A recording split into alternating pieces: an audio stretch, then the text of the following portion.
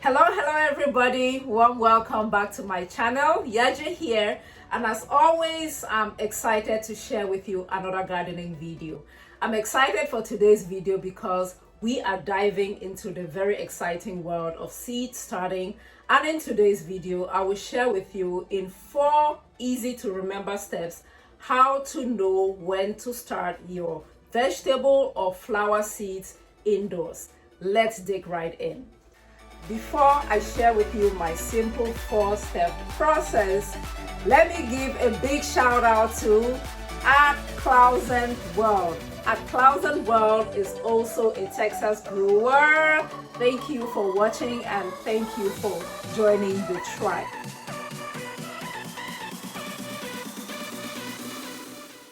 A lot of gardeners do not know when to start their vegetable or flower seeds indoors, and it is important to get the timing right, because if you start your seeds too early, what happens is you end up with giant plants when it is not yet time for you to plant outdoors. And when you have very big plants and you're trying to transplant them, they do not transplant well.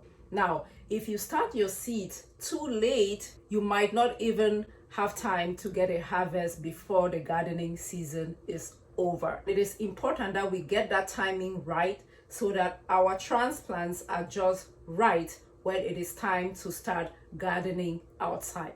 So how do you then tell when that perfect time is? In this video, I will share with you a simple 4-step process to determine when to start vegetables or flower seeds indoors in your particular climate. So here's step number 1. Know the last frost date for your specific area. The last frost date is the day that they anticipate that you will not get temperatures that go below freezing after that date. I know you're wondering how you get the last frost date. Google is your friend. If you Google that information, it will come up. It is anticipated that for 2024, my last frost date for my garden in zone 9B is February the 15th.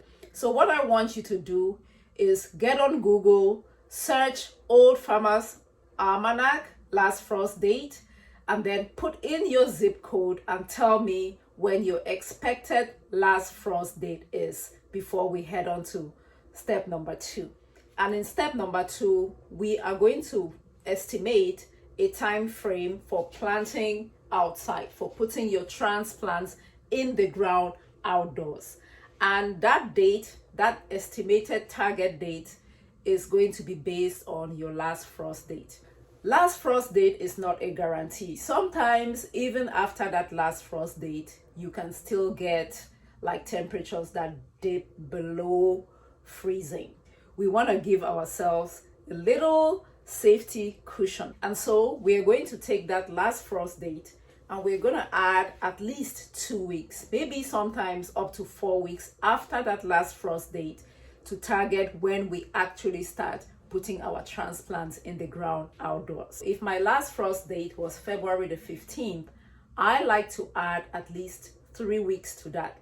If I add 3 weeks to February the 15th, it gives me around the 7th or so of March. So now we have a target date for planting outside, and with this date we are going to now go into step number 3. So here's step number 3, my people. In step number 3, we are going to figure out how long it takes for the specific plants you're trying to grow to germinate and then to grow to the point of transplanting. So what are you planning to grow, or where do you get that information from?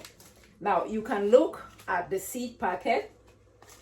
Look at the seed packet. That information usually is printed on the seed packet, but if you do not find it on the seed packet, go to the website where you bought the seeds from, and then you would find that information there. Congratulations, you made it to step number 4. In step number 4, we are now going to figure out the exact date, the perfect date, the best time to start our seeds indoors, so we have the perfect transplant ready to go when it is time to plant outdoors. And how do we figure out that date? Super easy. We count backwards. And so if my pepper transplants go outside in the garden on March the 14th, and it takes 8 weeks for me to get my peppers up to a point that I can actually plant in ground. It means that for me to start my seeds indoors, I need to count backwards from March the 14th. Count backwards from March the 14th. Count how many weeks backwards? 8 weeks, which is what I've estimated to be the total time from germinating my seeds to it getting into a transplantable size. March the 14th minus 8 weeks gives me around the 17th or so of January.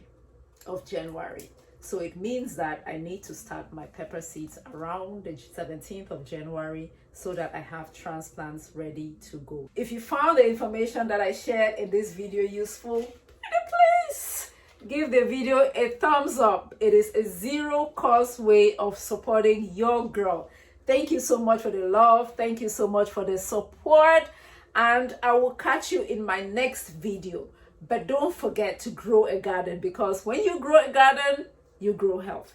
Thank you, and catch you soon. Bye.